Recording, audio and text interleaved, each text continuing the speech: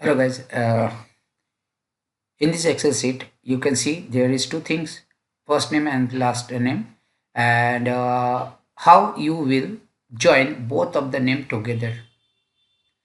So this is one of the interview question asked, and see there is simple thing, use equal to text, join,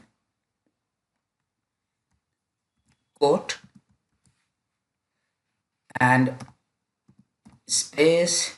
Just you need to specify the range.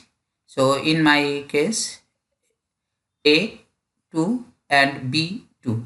So A2 colon B2 and bracket, enter, and just